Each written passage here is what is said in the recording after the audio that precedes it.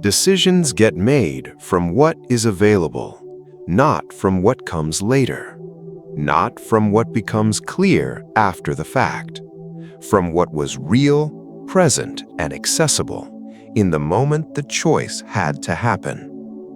Regret is just hindsight that refuses to account for the actual conditions. Hindsight arrives fully informed, comfortable, safe, already knowing how everything turned out. It walks in after the damage is done, points at the wreckage, and says the wrong call was made. But hindsight was not in the room when the decision had to happen, was not there when the clock was running, when the information was incomplete, when the pressure was at its heaviest, when the only choices available were imperfect ones.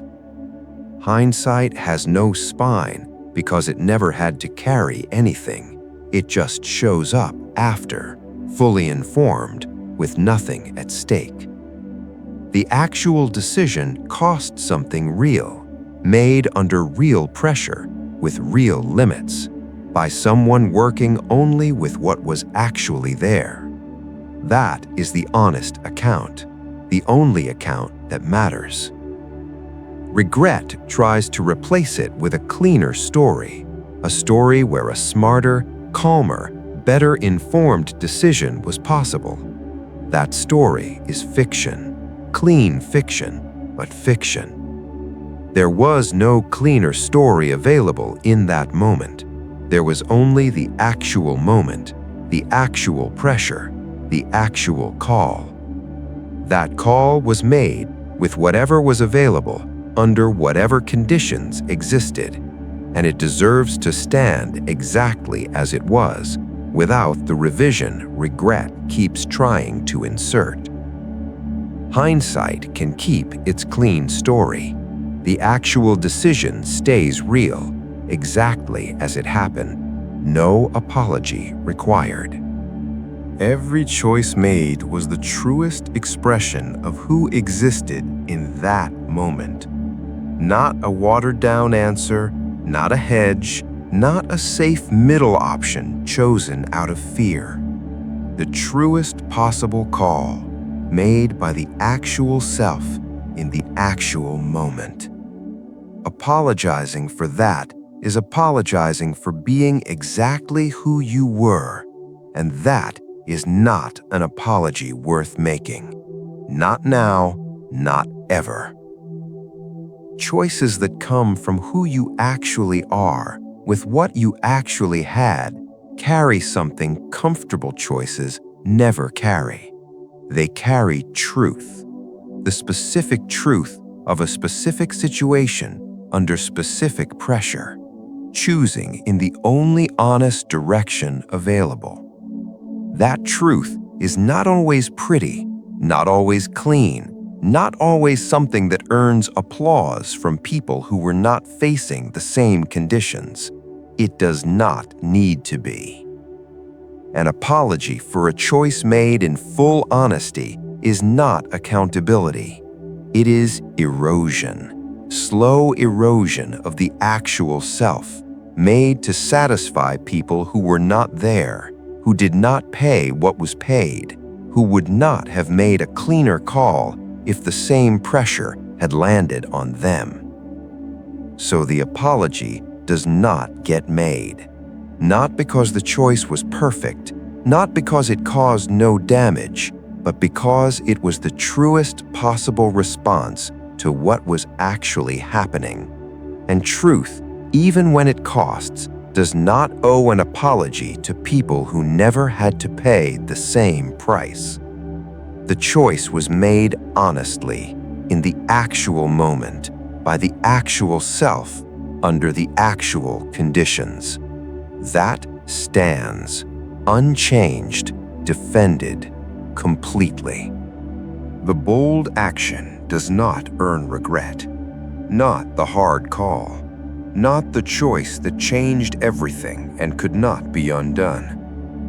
What earns regret is the time spent afraid to act, the delay, the hesitation, the wasted days holding back when the call was already clear. That is where the actual cost sits, not in the action, in the avoidance before it. Because the action, when it finally happened, produced something, changed something, built something, or ended something that needed to change. But the fear that preceded it produced nothing. Just time spent in a holding pattern, waiting for conditions to feel safer. Conditions that were never going to feel safe enough. The time spent afraid was borrowed from the outcome. Every day of hesitation was a day the result got delayed. Not because anything about the action was wrong, because fear occupied the space action needed. That is where the real regret belongs, not in the action itself, in the fear that made it wait longer than it should have. So moving forward, the accounting changes. Not regret for doing, regret only for delaying, only for choosing fear over forward movement, when forward movement was already the right call. The action was right.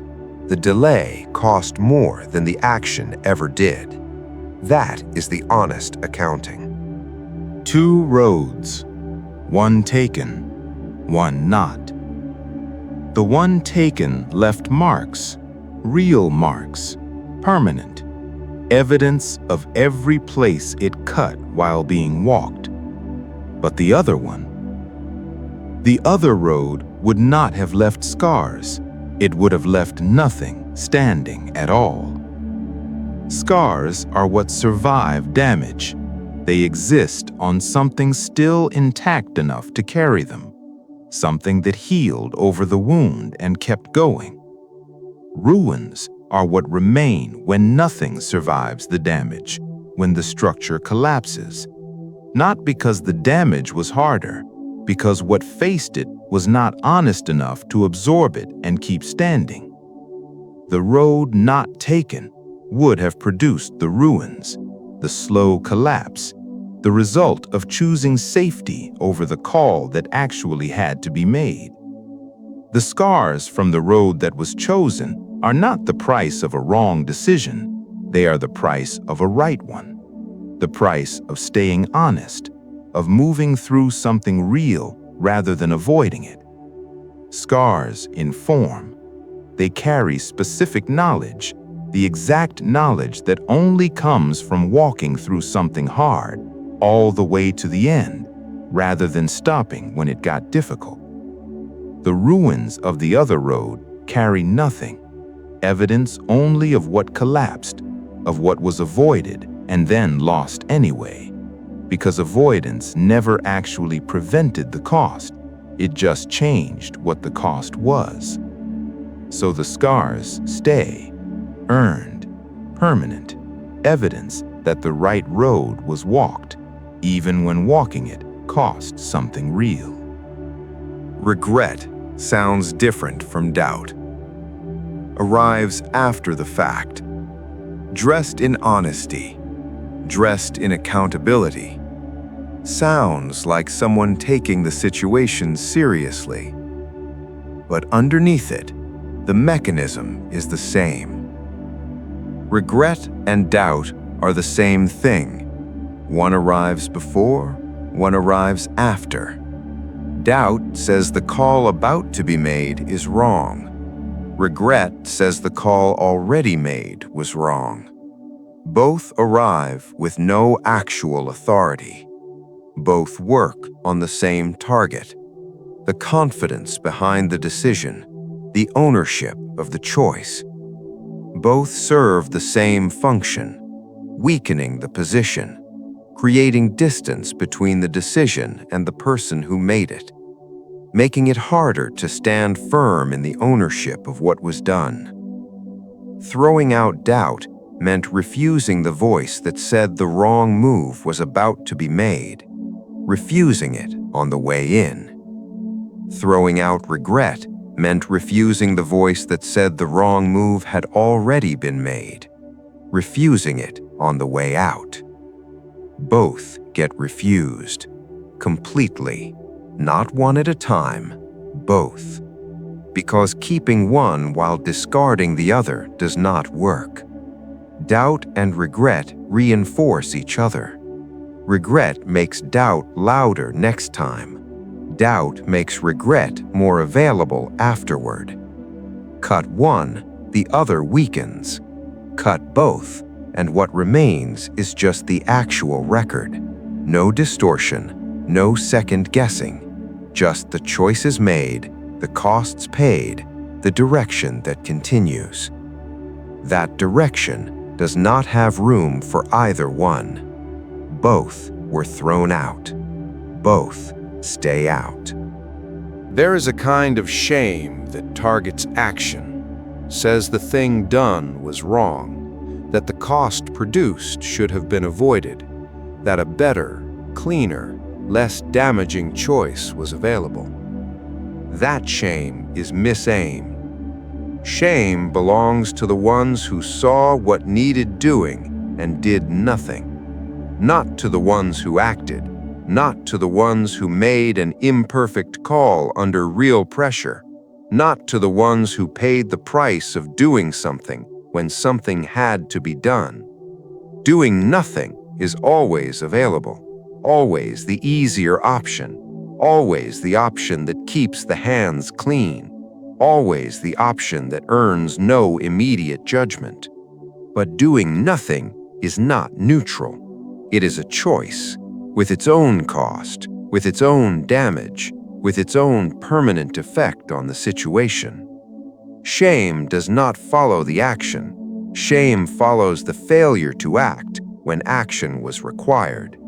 The ones who stood back, who waited, who said nothing, did nothing, changed nothing, when something clearly needed to change.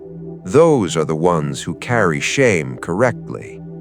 What was done, even if it was hard, even if it cost something, was the honest response to a situation that required an actual response. Shame cannot attach to honesty.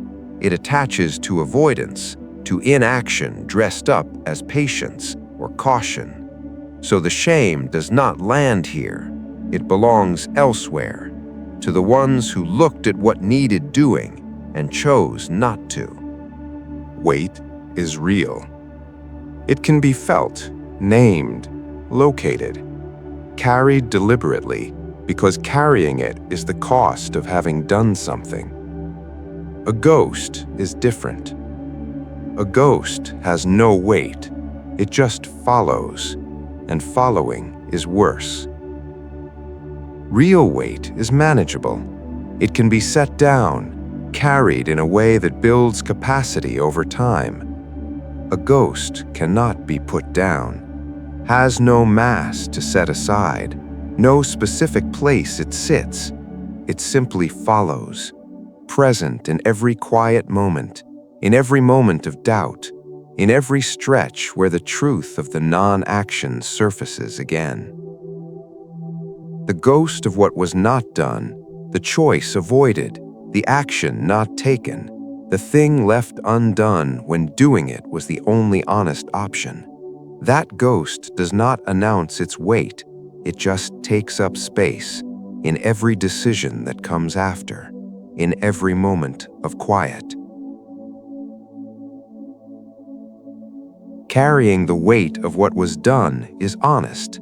The weight is real, and carrying it confirms the action was real, that it cost something, that it mattered enough to have a real consequence. The ghost of what was not done confirms nothing except the avoidance, and avoidance does not build capacity, does not produce anything worth carrying forward. So the weight gets chosen, the ghost gets refused, every time that choice presents itself. Scars do not arrive randomly, not cosmetic, not decoration. Each one has a specific origin, a specific moment, a specific choice that cost something real when it was made. Every scar is evidence of a decision made and owned, not avoided. That ownership matters.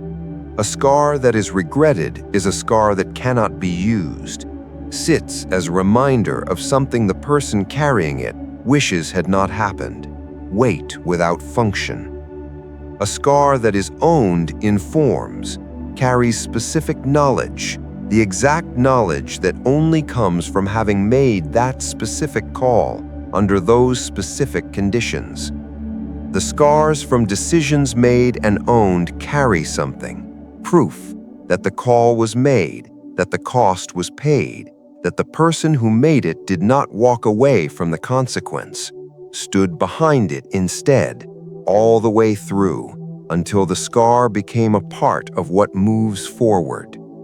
That is the difference between a scar owned and one regretted. One becomes material, one just becomes weight. So every scar gets stood behind, not because every decision was correct, not because every cost was worth it in some clean way, but because the decision was made honestly, under the conditions that existed, by the only self available to make it. That deserves to be stood behind, completely, without apology, without revision. Every scar, claimed fully. Regret requires a specific belief to function. The belief that better information was available at the time, that a clearer call could have been made, that something known later was also knowable then. That belief is almost always wrong. Regret only makes sense if you knew then what you know now. You did not. The decisions were made with what was available, not with future knowledge, not with hindsight's comfortable clarity, with the actual information, the actual capacity, the actual understanding that existed at that specific moment. Different information would have produced different decisions, but different information was not available. The decisions that were actually made were the correct response to the actual conditions. Nobody knew better then. Not in the same situation, not with less than perfect information, not in a moment demanding a response. Regret is retroactive judgment applied to a situation that did not have the benefit of the information now being used to judge it. That is not fair accounting, not honest accountability. It is punishing a past decision for lacking access to resources not yet available. So the regret collapses, not because the decision was perfect, not because the outcome was ideal, but because the premise it requires is false. Better information was not accessible then. The decision made was the right response to what actually existed. That is the honest account, and it does not support regret. Some roads start without full clarity, without perfect information, without any guarantee that what is ahead justifies choosing that direction. This was one of those roads, chosen without everything that would have made choosing it feel safe.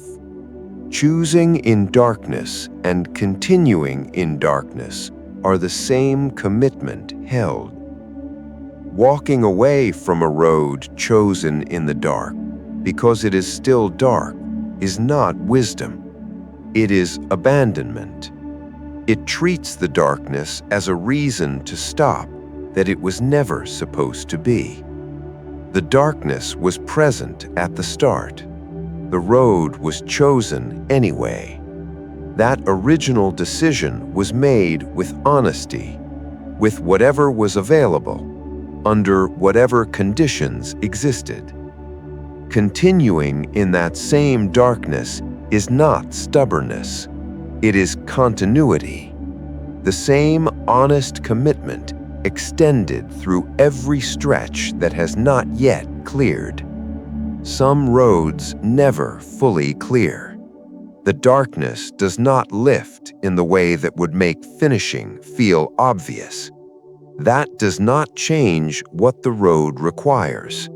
What was committed to stays committed to, not because the darkness is gone, not because clarity arrived and made continuing feel safe, because the commitment was made before clarity was available, and it stays real regardless of whether clarity ever shows up fully.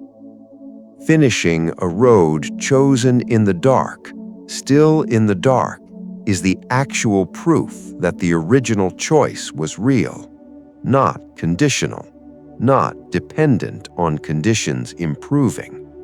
The road continues in the same darkness, with the same commitment, all the way to the end.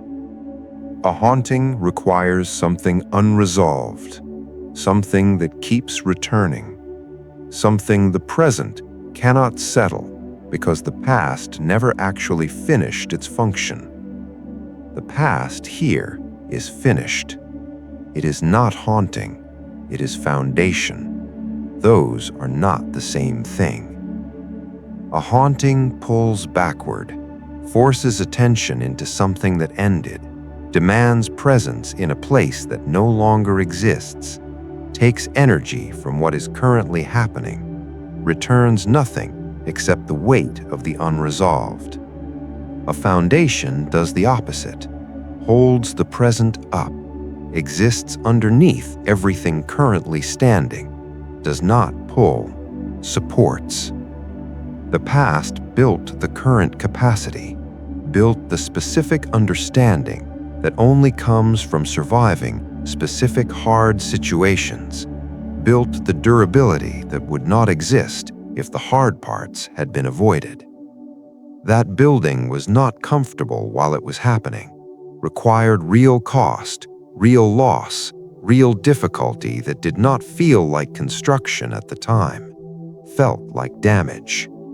But damage that is survived and not surrendered to becomes something different from what haunts. Haunting is unresolved damage still circling. Foundation is damage absorbed, survived, and converted into structural capacity. The past converted. It is not circling.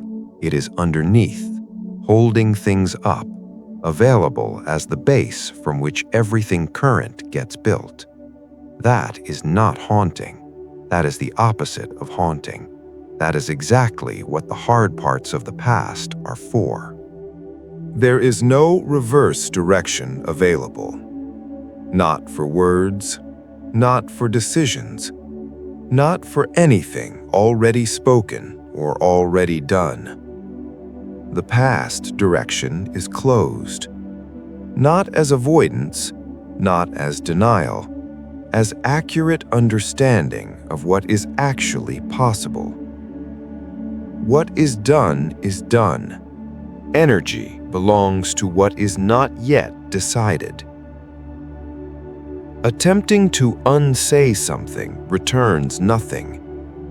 The words were heard. The decision was made. The action was taken. None of it has a mechanism for reversal. Spending energy on reversals that are not available is spending real energy on an impossible transaction. And impossible transactions do not close.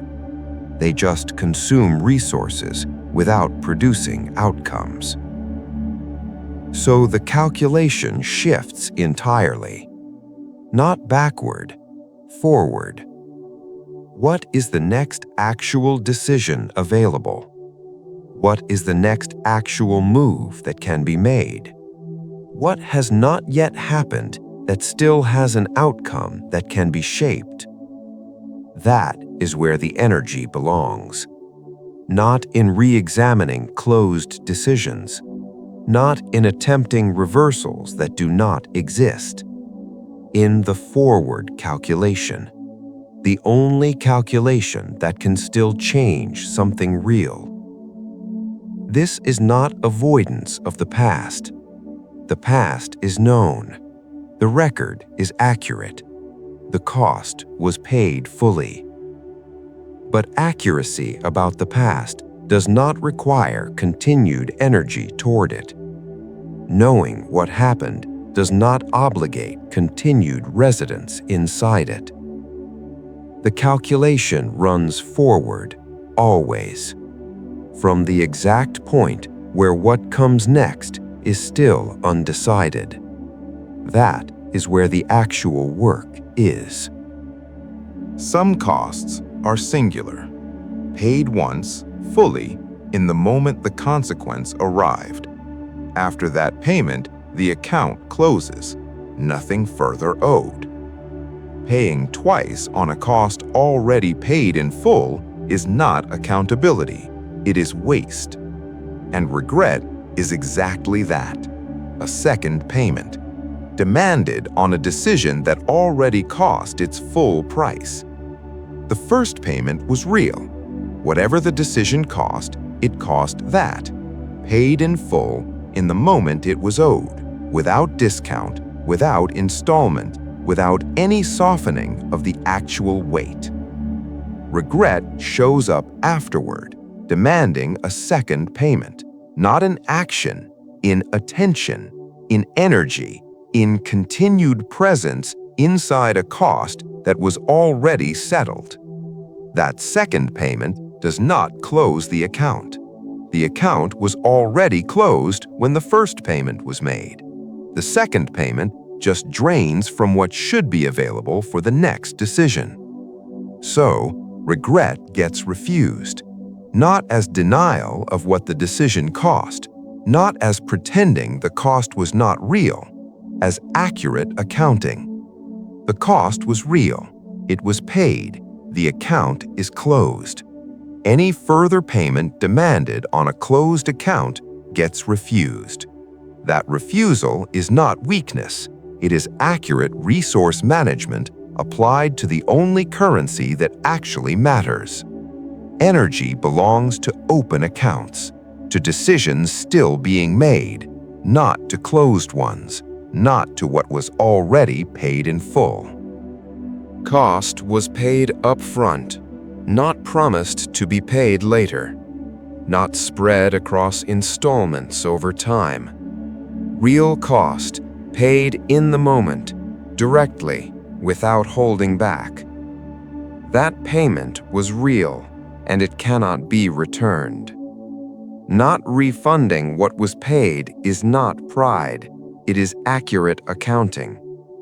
The bleeding was the down payment, real, not symbolic, costly, not comfortable, paid fully, not partially. Refunding it would require accepting that the direction it secured was not worth what it cost to establish. That acceptance is not available. Not because the direction was perfect, not because the cost turned out to be worth it by every measure, but because the payment cannot be returned once made, and treating it as wasted just ensures the cost is carried with no return attached to it at all. The payment was real. The direction it secured remains real. What comes from continuing in that direction is still being determined. But the down payment stays paid. The investment stays acknowledged as real. The cost stays owned as the correct price of having made the honest call. No refunds, not on bleeding that was real, not on cost paid fully, not on a down payment that established something worth continuing toward. Permanence gets treated as a problem, as though things that cannot be undone are automatically in need of undoing, as though the fact that something cannot be reversed is itself the issue. It is not the issue. Permanence is proof the decision was real.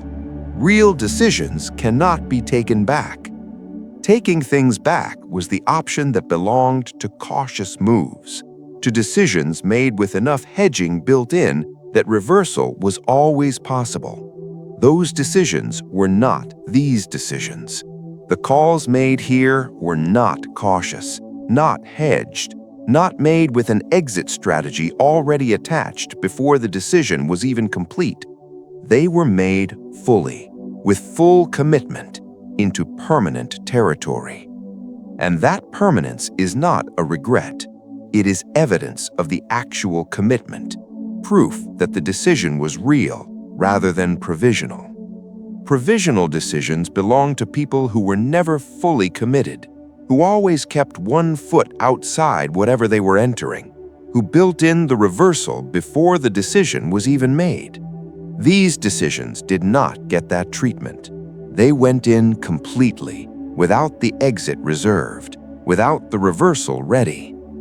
Taking them back was not the plan, because taking them back would have meant they were never real in the first place. Real decisions stay.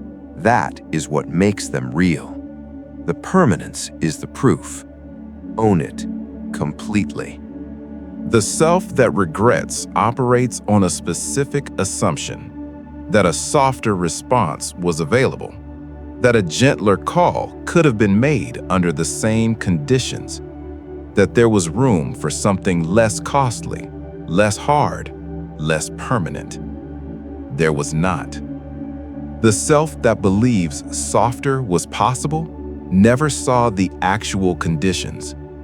Softer required more space than the conditions allowed, more time, more resources, more options, the kind of room that makes gentler choices available. That room was not there. The conditions were exactly what they were. The pressure was exactly what it was. The options available were exactly as limited as they turned out to be. Under those conditions, a softer response would not have been softer. It would have been incomplete. A partial answer to a situation that required a full one. A hedge when no hedge was actually available. The call that was made was the complete response to the actual conditions, not the comfortable one, not the easy one, the complete one. Regret that assumes a softer call was possible is built on a misreading of the actual situation. A softer call would have left things unfinished, left something in place that needed removing, left something unaddressed that could not afford to stay unaddressed. Softer was not actually available. The self that regrets believing it was never fully understood what the situation was demanding.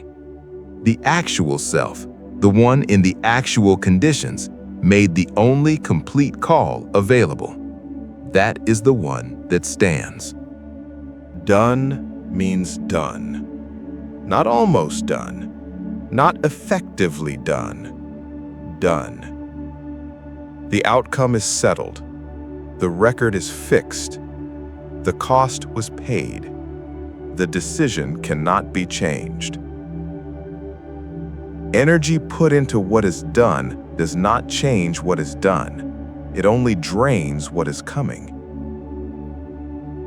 This is the specific math that makes regret such an expensive option. Not emotionally expensive alone, practically expensive. Every hour spent in the record of what is done is an hour not spent on what is undecided, on what is still open, on what has not yet become fixed and finished. The undecided future is where energy produces outcomes. The only location where what gets put in can still change what comes out. The settled past is where energy disappears. Put in produces nothing, returns nothing, changes nothing, just costs. So the energy goes forward, not as a philosophical position, as accurate resource allocation. The past is the record. The future is the worksite. Energy belongs on the worksite, not in reading the record. The record will not change no matter how many times it gets read, but the future will change based on what gets done with the energy still available. That energy goes forward, completely, away from what is done, toward what is not yet. Regret operates on a fiction. Specifically, the fiction that somewhere another self existed. One that made a better call in the same moment, navigated the same conditions more cleanly, produced a better outcome from the same starting point. That other self does not exist. Any self that could have made a different call in those conditions would not have survived those conditions. Different conditions produce different selves. The conditions that existed were exactly what they were. The self produced by those conditions was exactly what showed up to make the decision. The imagined cleaner self would not have survived the same formation, would not have been shaped by the same experiences, would not have had the same limits and capacities in the same moment. That imagined self is not the actual self slightly improved. It is a completely different construction, requiring completely different conditions that did not exist. So, regret's premise fails completely. There was no other self available. There was the actual self, shaped by the actual conditions, with the actual capacity those conditions produced. And that self made the only honest call available to it in that moment. The imagined alternative did not exist. The imagined better call was not available to the self that was actually present. So regret points at a ghost, at something that was never real, at a call that was never actually on the table. What was on the table was the actual call, made by the actual self in the actual conditions. That is the only honest account. There is a habit that masquerades as self-awareness. The habit of returning to old pain, not to heal it, not to learn anything new from it, just to feel it. Because familiar pain is at least known. The wound was closed for a reason. Reopening it serves no one. Familiar pain asks nothing new, requires no growth, no processing beyond what was already done, no capacity not already developed. It is just pain that is already known, in a place already identified, producing a feeling already experienced. That familiarity is the appeal, not the pain itself. The fact that it is known, the fact that returning to it requires no new navigation. But returning to a closed wound does not provide what it promises. It does not produce the comfort of something familiar. It produces the reopening of something that had stopped damaging. The wound, once closed, was no longer taking anything. Reopening it restarts the cost, not for any functional reason, not to gain information not already gained, just to feel the familiar sting. That is too high a price for something that returns nothing useful. The wound stays closed, not because the history it represents is being denied. The history is real and known, but because closed means it is no longer taking, and what is no longer taking should stay not taking. Forward is where the energy belongs, not in reopening what already cost enough to close. A signature changes everything. Once it is written, it belongs to you. It cannot be erased. It cannot be denied. It cannot be rewritten into a different story. It remains exactly where you placed it. Every decision you sign is a decision you own. No defense, no explanation. Every choice signed. Every risk, signed. Every consequence, signed. Nothing hidden, nothing blamed on fate, nothing handed to circumstance as if your hand was never on the page. Your name is there, clear, permanent. This is not pride, it is accountability without negotiation. No distance between the decision and the person who made it. No excuses left behind to soften the record. No room for regret to rewrite history. Only the truth. The choice was made.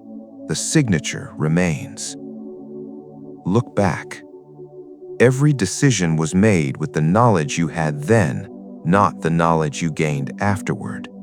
You acted with the person you were, not the person you've become. Delayed action created more regret than imperfect action ever did. The scars from roads you walked became wiser than the fantasies of roads you avoided. Doubt lost its authority. Regret lost its purpose. The weight of a chosen path became lighter than the burden of endless hesitation. Every scar became evidence of commitment. Every cost became tuition.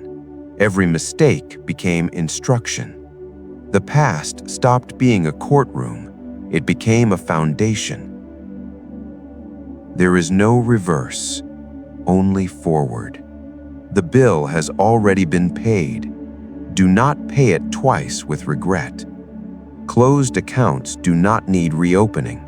Closed wounds do not need reopening. The life you imagined living no longer matters.